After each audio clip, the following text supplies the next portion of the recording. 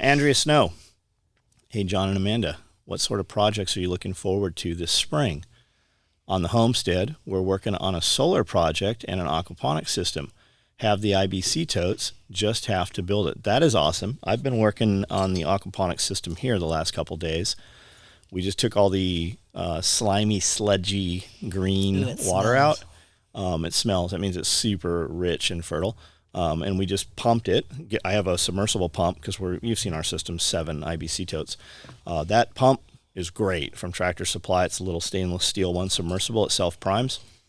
And then I'm pressuring. Our water's high pressure anyways, but I'm just knocking off any of the algae that's on there because we didn't paint it, right? And we should, but we never will.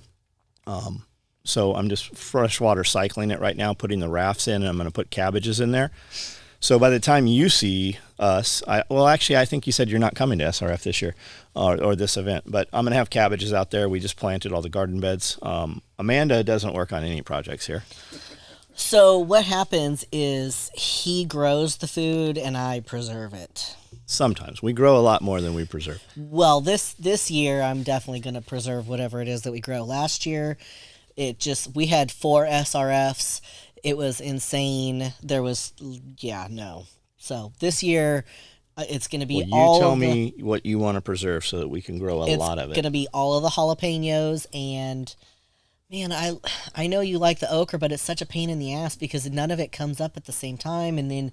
Well, that's just because of how I plant it. We plant the garden as though we're just going to eat out of the garden. Well, no, because you can plant 2 plants right next to each other, and this one is going to start growing 6 days before this one, and by the time this one has the right size pods, this one's too long.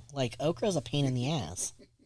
We go to farmers markets and we go up to the vendor and we're like, how much for all of your okra? Yeah, and they're like, what do you mean all of it? All of it? I have a van. Okay, well, how much for that, right? Yeah. So we buy so much of something and then come back and process it for days. And that's what we did that with peaches. We've done it with okra. Jalapenos several times. There's been something else. What were you going to say? You kind of glossed over a point that I think is very important. You fell short of your own goals last year when it came to preserving. Yes. And oftentimes people see people like you that everything works perfect. Right. And they're like, I could never do that. It's like, or I'm scared to start because, I'm not going to be like that. Well, you guys, as far as I know, you've been really growing food for about 3 years now. Oh, at least, more than seriously, yeah.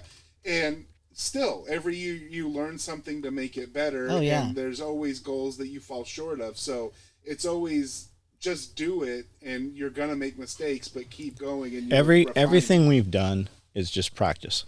Yeah. We don't have to rely on it, right? We have food put away, a lot. I mean, a lot of food in different places.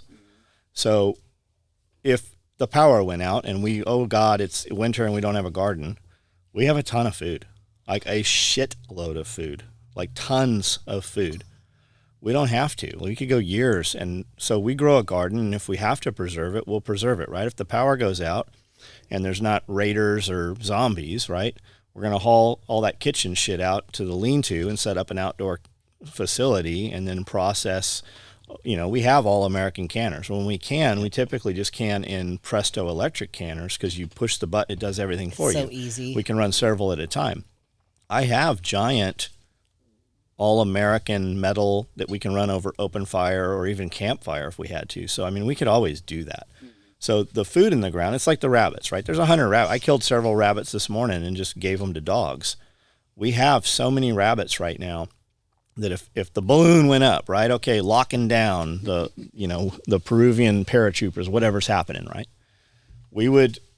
I would actually immediately, we would kill off some of these rabbits. We would start, making rabbit and dumplings, or we would can some of them so that the food consumption's lower. And then I would take the best rabbits and I would immediately breed my males with my females to my males, which I pretty much do anyways. We always have more of everything. We would actually, if it looked like times were getting tough, we would actually have less animals. We would run way less because that way we don't have to feed them. The food we have can go longer, but we would forage and start pulling food from the forest and the properties around us to feed to the rabbits, and then save those pellets so that if we had to, we would also start reinforcing a lot of areas, like the pole barn out there, right? I would side that thing up really good and have an area where I could tuck animals during the winter to keep them. Like, because right now, if we lose some animals, It's not a big we have a deal. ton of animals. I'm of the belief that, well, if you're too stupid to get in and shelter and you're going to stand out in the snow, then you deserve to not be in the gene You pool deserve to be anymore. a popsicle. But I was going to say, so on the whole, like goals that weren't achieved. So the whole reason we got the Presto canners was because we were producing a lot of rabbits. And I was on YouTube one night and it's looking always for, old guys. Too. looking for something to listen to, and this old dude Old white guys. talking about pressure canning rabbit. And I was like, okay, so let's check this out. Because I don't know that I'm necessarily squeamish about eating rabbit, but I don't like tough meat, and I've always been told that if you don't cook the rabbit right, it's going to be tough. So I'm like, well, pressure canning it would take care of that, right? So I was like, oh, this is interesting. So I watch a couple videos, and I'm like, shit, this is going to be easy. All I got to do is have the bodies, right? So I tell him, okay, I'm going to buy a pressure canner. We're going to can rabbit. And he's like, okay, I'll start breeding. You get the canner, and we'll do this. That was 2 years ago. I've never pressure canned a rabbit.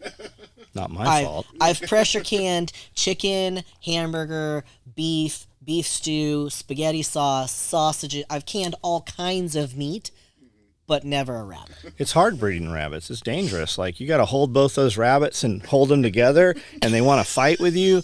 And then you don't get babies like 30 days. So you got to do it again. You get scratched. It's hard breeding rabbits. But right now I'm hungry, so let's go eat.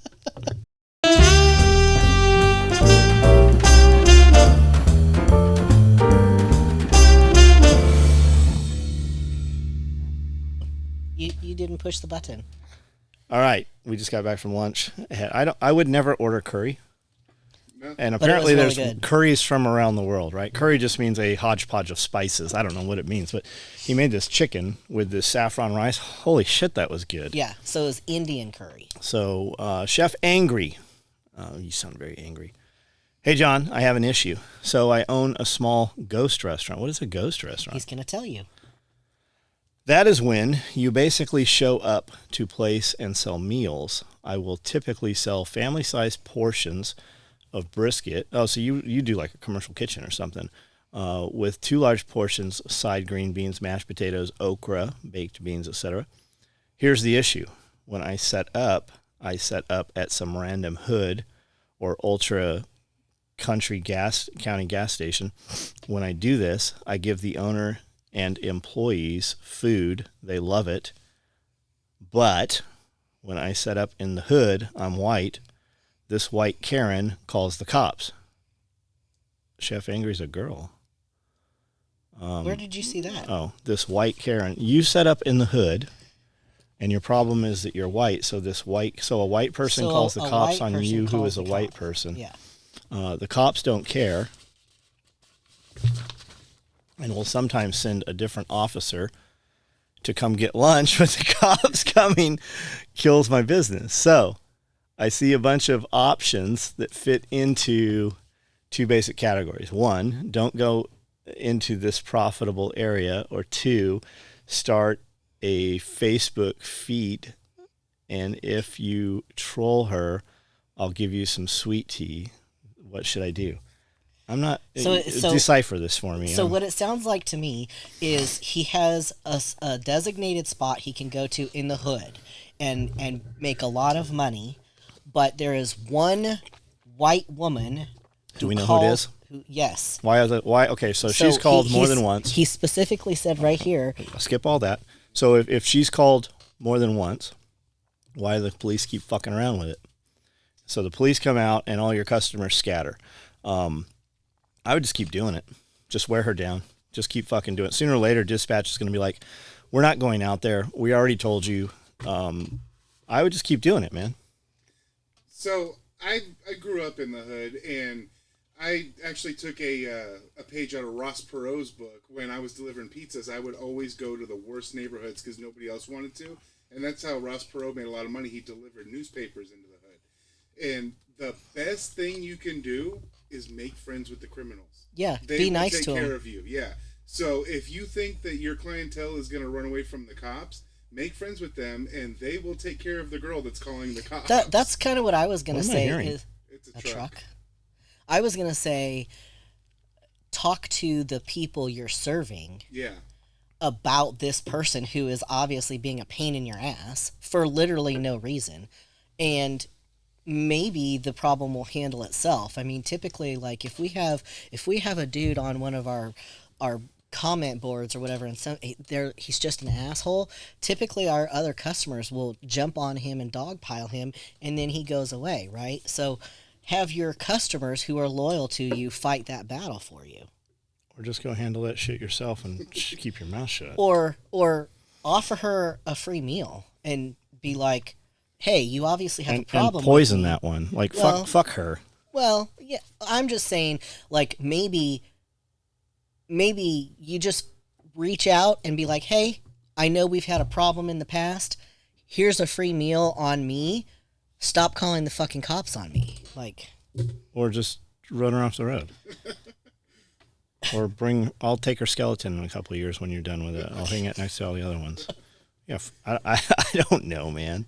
honestly, I think she's probably just some fucking miserable woman, and she just needs somebody to be fucking nice to her for a minute. All right, Nightlife Kennel. So my father and I run a landscape and grading business. My father built the company mostly on word of mouth, hardly no advertising. I had a core area we worked in, meaning a couple big gated communities. Work was great for the past 30 years. The community developed more and grew bigger. Now, all his old clients have either died, and went off to senior living. And the communities are not growing, meaning no more development. Since he didn't diversify his work territory very much, we are having trouble getting work outside of these communities sometimes. Usually, we stay booked at a few months, but here lately, only a few weeks. To remedy this, as part of me taking over the business, I decided that since I'm good with a camera and editing, I'd push Facebook hard and boost some ads. Also, put money into Google ads. It seemed Google took way more money and resulted in hardly any leads. Yeah, I don't look to Google To do anything. for definitely not for advertising. I will go to Google to find directions somewhere or book reservations because I use Google Maps all the time when we're driving anywhere. But you can ask her, like, she's like, why are you going to Facebook to find the time? Because that's where that's where everybody's on Facebook. I go to Facebook. Facebook's always open. Facebook I look is like a Facebook new first. search engine. I look for everything at Facebook. Facebook gave a ton of leads, but mostly tire kickers when giving them an estimate. So if you're running Facebook, you know how the back end works. So whittle it down more. You can see household income. Fucking target household income. Decide whether you want to target men or women. Probably women. They're probably the decision makers as far as the landscaping. And just deal with fucking more expensive people. Now, you said gated community, right? So you were doing all of the common areas in the gated community, or what are we talking about? More and more, as money tightens up, that shit is going away. Those easy jobs where you roll in and work an entire day inside a gated community, and all those places where those old people lived, those are the old houses now. That's not how shit is anymore. Those guys died. Those houses are, those have changed. And more, as money tightens up, you're going to see the regulations relax, right? Like code enforcement on people with multifamilies in a home, like that shit will kind of lax up. People are putting money, everybody's food costs 50% more right now. Fuel costs more. There's not a lot of raises, right? Cost of living's up, but the cost to live did not also, the compensation didn't go up. So be prepared for that. So what are you going to do to stand out? And I don't really know opinions on why two platforms vary so much. What is your experience with the two? Also, any tips? What else can I do? So I don't do any paid marketing, none. It's all word of mouth. I get on to connect with people and walk around and they see cool things, or they hear shocking things, or they see cool stuff, or they like the conversation, or maybe they don't like the conversation. But that's how I use the lives Just ask your customers, talk to your customers. Hey, we're looking to pick up some more accounts. Hey, we want to grow this business a little bit. I'm looking to pick up some new equipment. So I need some more work because of that. Well, Google is like a phone book. So you can advertise and get your name out there, but what's the difference between Bob's Landscaping and Joe's Landscaping? Right. If you want, he said that he was doing videos. You make videos that will bring people to you that you want to have business with. So, like, if you want to do high-end landscapes, make a video about topiaries or something. I don't know. But the Google is just to get your business name out. And you have to distinguish yourself in a certain way. I would say if he's doing videos, then do more of those videos. Well, and I was going to say, if you had some dramatic before and after shots, that's going to go a long way, because a lot of people they have these ideas, and then when they come to realize like what it's actually going to take, they're like, oh, I could never do that. But maybe they can hire somebody to do it. Get on YouTube and watch landscape company videos and see what they're doing, what looks like it works for them. Do the shocking things, right? I watched some dude, all he does is go out into the worst neighbors, not neighborhoods always, but the worst manicured lawns, and just cuts their grass for free. And people cry, or some people get mad about it, but he comes in and like the owner will show up, like, what are you doing here? He's like, I just wanted to do something nice. I was just mowing this. And then they kind of calm down. They're like, I can't believe you did this for me. Thank you so much. But you're not going to get, those aren't going to be your customers, but you will get eyeballs. People in the area might be like, hey, I'd like to have that guy come work on my shit. Can you put down, dyed mulch seasonally? Can you put in edging and cut and make it easier, or alter the appearance of the property in any manner? Can you do seasonal displays, right? Can you come in around fall and put up, some really expensive straw bales and some pumpkins and corn husks and shit and have them there? And then as soon as the season's over, you haul them away for them, right? What does that cost to add to that? Can you put up Christmas lights? I mean, I don't know.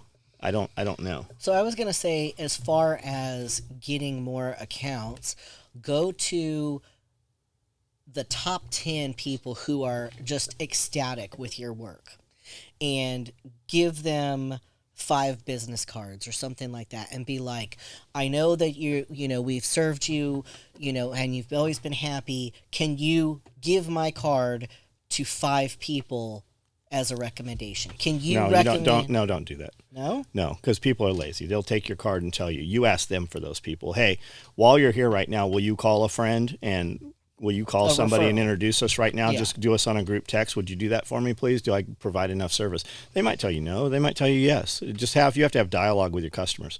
People come here to do services. I don't want to fucking talk to you. Like, especially if I'm not going to see you repetitively. If I'm going to see you repetitively, it just depends what's going on that day, right? You might get a no one day and a yes the other day also. But I don't know, man. I don't have enough information here really to. I'm in some, also, you're on Facebook, so are you in landscaping groups? I don't do landscaping, and I'm in landscaping groups. Like, you should be there and know where that is, because a lot of these guys are talking, and there's ideas in there that apply to other businesses. Mm-hmm. So if you're not aware of where those are, let me know, and I'll put you in those groups also. You'll see people in multiple people in very similar areas, like in the same area, and you'll see the expensive dude, and you'll see the low-cost dude. And the low-cost dude, he ain't charging enough.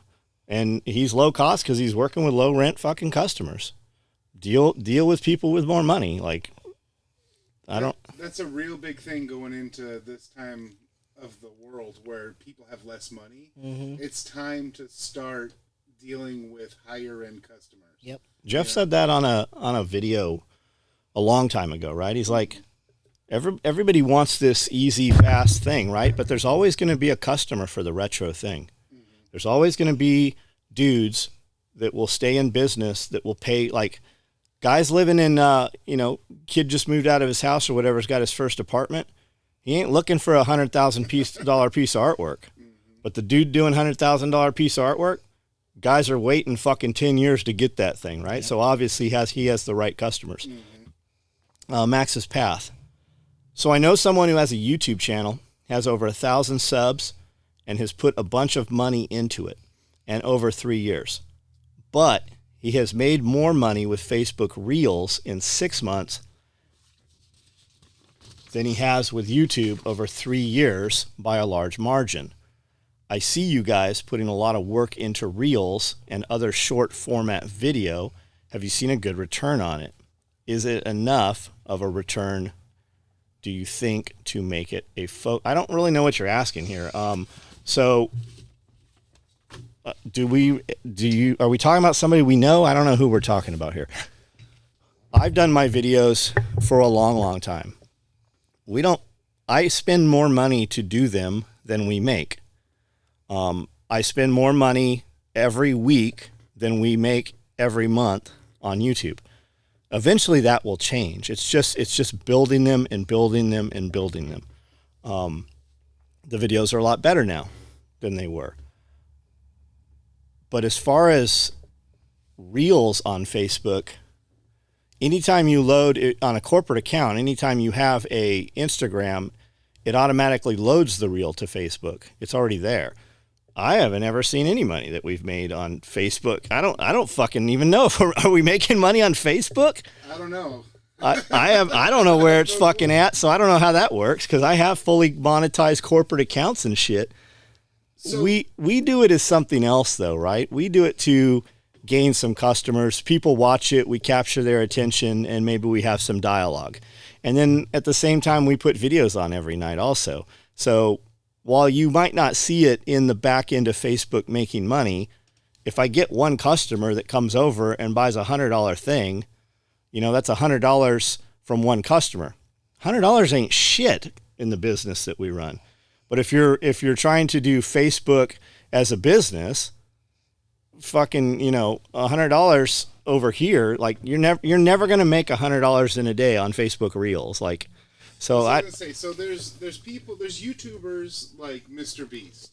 He gets like $10 million every video he makes. Wow. One a month. Yeah, but he spends 5 producing it. Yep. So if you want to be that, you have to have the money to do that. Yeah, he just did one in Africa where they gave away 20,000 pairs of shoes. Exactly. If everybody else is on YouTube to gain attention and funnel that attention into what is making them money.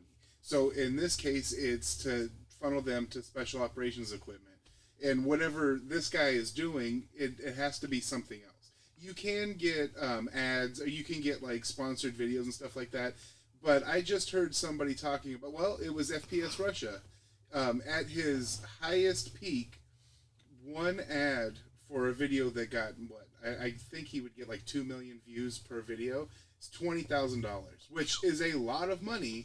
But how much money and time did he spend making that video? And that's not how it is anymore. No, what people don't know about Kyle, right? What people don't know is every time, why you saw him blow up Coca-Cola all the time? Because Coca-Cola gave him $46,000 every time he blew up a fucking Coca-Cola bottle. Yeah. You know why he drove Chevy trucks? Because Chevy gave him trucks and paid him for placement. They weren't making the money from YouTube. They were, but not like they were making, right? Yeah. But that's not how it is anymore. Not at all. Nothing like that. Paid sponsorships. You have to look at it as a part of the puzzle. Like you're going to get $1,000 from Amazon, and you're going to get $1,000 from this affiliate link, and you might get $1,000 from YouTube. We're not at any of those levels with YouTube. Like, I don't have a dude. When YouTube wants to ban me, I don't have an account manager. PayPal, I have an account manager. 24 hours a day, I have a PayPal problem. I can talk to a motherfucker, solves my problem right away. YouTube, they don't like what I said. Hey, why are all of a sudden only 10 people are seeing my videos? I don't have no one to talk to. We ain't at that level. Yeah, we probably will never be at that level with YouTube. A lot of times they won't tell you at all either. Like, you know how it is. Like, all of a sudden there's no views and no monetization, and they didn't tell us what we did wrong. It's just they didn't want to do it that day, Yep. So I don't know the answer to that, Max. I don't know. I think I would say that whatever that guy is seeing results from, that's what he should focus on. Like, if he's making more money on Facebook than he is on YouTube, I would focus on Facebook. Or I would, do like a longer video and then cut a part of that and put that on Facebook. That way you're covering both of your bases. The most valuable thing is your audience, right? So where is your audience? Do you own your audience? Do you have access to your audience? If he's building Facebook Reels and YouTube, you're at the behest of Facebook and YouTube to show your shit to the people that are going to convert to cash, right? So can he put this on YouTube and then take the link from YouTube and share it, right? Does he have a private group? Does he have a closed group? Closed groups, we set up closed groups because people in the closed group saw every single post you made. They still, for the most part, do. Yeah. You just have to engage with them in a closed group, build up the closed group, get people to join the closed group, and then have multiple platforms. Like I still have MeWe, Locals, Float, Getter, True Social, because sooner or later my shit's going to be turned off, and we're going to send out in our email, hey, John's banned from YouTube or whatever. We're on these other platforms. Also, we're on Rumble. Every video we post to YouTube automatically goes to Rumble. So when they decide, hey, we don't like you, you're gone, all your shit's, every video I ever made from the time we got on Rumble is on Rumble now. So we can just go there. And really, people who follow me on Rumble, when we do a live on Rumble, everybody fucking gets a notification. And I can say anything I fucking want to say, the most heinous shit, the most fucking conspiratorial shit on Rumble, and they won't ban you. So really, we should do like Tim Pool does and do a live from 9 o'clock until 10 on YouTube, and then we'll go over to Rumble from 10 to 11 and tell the people, hey, we're going to end here and go over here. Now we can have the real conversation, and we can put it on a paywall, so it costs $5 to membership for a month or whatever, and have a real conversation about anything we want. So Rumble is funny because the Steven Crowder thing got brought back up recently. It happened yesterday. Yeah. He just went migrated and took 10 million fucking people just joined. And Dan Bongino, same thing. Yeah. Dan Bongino made more, well, I don't know, he made more money, but Dan Bongino got more followers on Rumble in 1 month than he had in multiple years on YouTube. Yeah. That just shows you YouTube's suppressing him. Exactly. And what I was going to say was, everybody always talks, since this has happened with the Steven Crowder stuff, about how he's greedy, he wanted more money. Yeah, who's saying that? Yeah, well, I mean, the people who are talking shit about him. But if you really go back and look at what he's talking about, one thing continuously gets brought back up, and it's his subscriber list. Mug Club. Yeah, they wanted to own the email that he has collected. And he said no, because that's more valuable than anything. Yes. And he just proved it by going to Rumble and taking all those people with him. When we send out an email, we hit 70,000 people. Mm-hmm. When I send out a Facebook post, we get a couple hundred engagements. I could send an email out and be like, hey, I want to know who's here. We will give you $10 gift certificate, $20 gift, whatever. I'd have, my fucking computer would be dinging all fucking night long because it's there. If I did that on Facebook, you wouldn't get 100. Yep.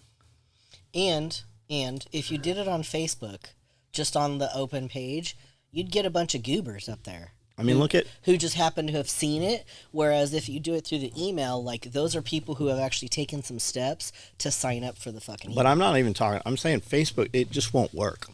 They don't, your algorithm's not open like it used to be. I used to, at 9 o'clock, I'd get up and get on a fucking stair stepper or a treadmill, and I'd have 5,000 people on within fucking 3 minutes watching me do cardio. And the fucking analytics were really good, right? We knew the ages, we knew what fucking states they were in all the time. The conversation was just flying through, like you couldn't even read them all. It doesn't do that anymore. It's not because the people aren't there. It's because they tighten down the fucking garden house. Yep. So you just have to have your own list. You have to. Because that's who you're going to sell something to. And by making a list, that's like what Amanda was saying, those are pre-qualified buyers. Yeah, they jump through hoops. Yeah. They went out of their way, right? We've never imported any names. We've never imported databases. We've never sold our customer list.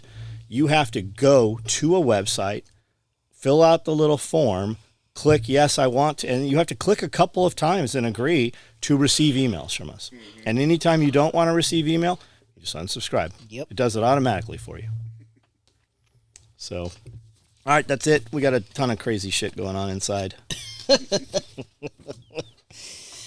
Yes. They're coming to level this building Monday. We've got just tons of stuff being built. We're building tons of shit. I don't know if anybody knows because we always have the camera set up the right way, but this building is sideways. It's tilted. Yeah, it's tilted sideways. What is that? There's a house. I think it's at Knott's Berry Farm. Like There's the a few of them, yeah. Yes, There's one in Knoxville too. I guess that's what this room reminds me of, where the pole is in the middle, and like if you go to the pole, you're like this. Yeah. the building's real tall. It's up 4 feet off the ground because we cribbed it up with rail ties to get underneath it to insulate it, to foam spray it, and then it never got set down. And then I was torching weeds last year 5 feet away from this motherfucker, but the creosote caught, smoldered through the night, and then the next morning it had kind of like, it didn't really catch on fire, but it just smoldered and it sunk. So this corner over here is lower, but we have a professional shed mover coming to crib it up. They're not going to crib it up. We're going to drop it down level with the other one, and it'll be right next to the other one, and then it'll be good. And that'll give us it'll give us 40 by 14 more feet of parking space also. So are moving it this way or that way? Both. It's going to go the phone pole here.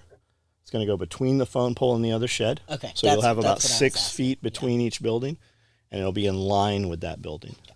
So where this building sits, we will be able to put another 10 cars right here. Yeah. Yep. All right, guys. That was an easy one today. Mm-hmm. Yeah. Sorry for the yawning. Every time I come in this building, it makes me because she just ate.